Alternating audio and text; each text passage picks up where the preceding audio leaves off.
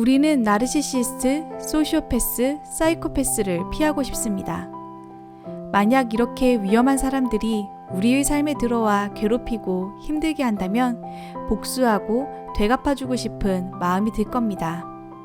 하지만 두 사람의 관계에서 나르시시스가 힘의 우위에 있을 때는 제대로 대응하기가 어렵습니다. 이를 잘 아는 나르시시스는 자신이 힘의 우위에 있는 관계에서 피해자를 확보합니다. 가장 흔한 선택은 직장에서 상사가 부하 직원을 괴롭히는 것입니다. 부하 직원은 생계와 커리어가 달려있으니 벗어나지 못합니다. 업무 평가가 상사에게 달려있으니 부하 직원은 함부로 싸우거나 대들 수도 없습니다. 직장에서 나르시시스 상사와 함께 일을 해야 해서 힘든 분들이라면 영화 악마는 프라다를 입는다를 함께 보며 대응 방법을 고민해 봅시다. 영화 악마를 프라다를 입는다는 앤드리아가 최고의 패션 매거진 런웨이에 입사하면서 시작합니다. 런웨이는 많은 사람들이 꿈꾸는 멋지고 화려한 직장이지만 그곳에는 복병이 있었습니다.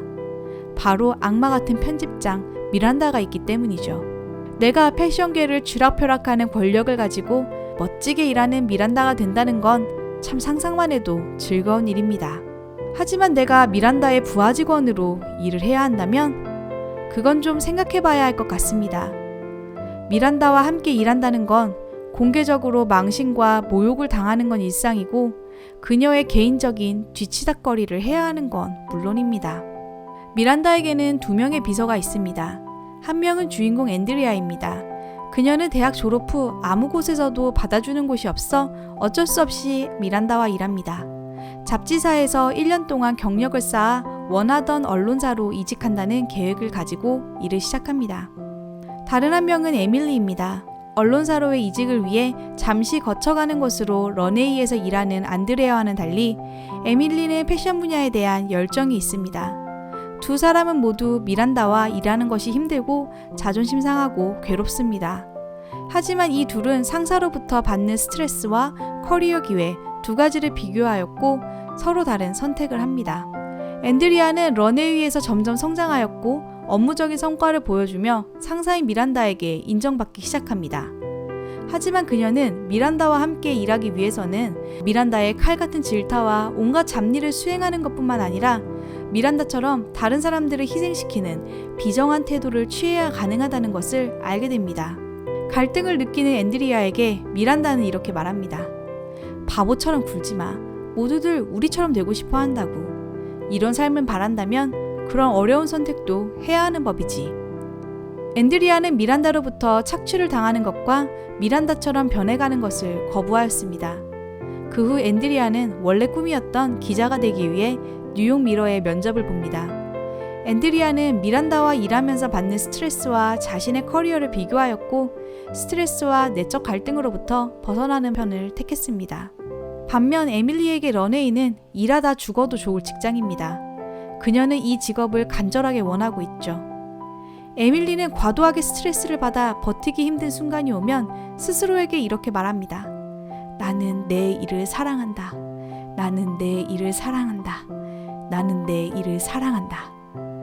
그리고 에밀리는 멘탈을 다잡고 상사와 공존을 선택합니다. 우리는 상사로부터 받는 스트레스와 커리어 둘의 크기를 비교하여 상사와의 관계에서 머물지 혹은 떠날지 선택할 수 있습니다.